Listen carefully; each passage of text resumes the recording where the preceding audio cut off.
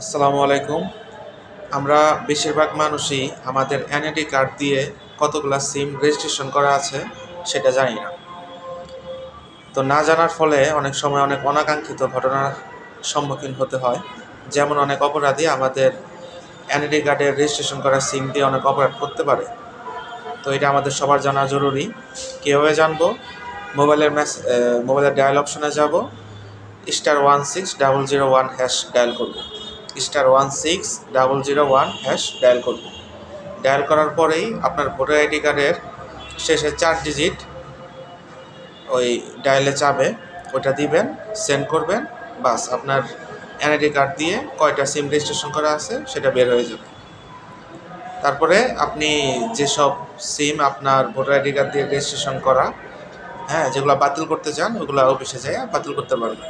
ধন্যবাদ।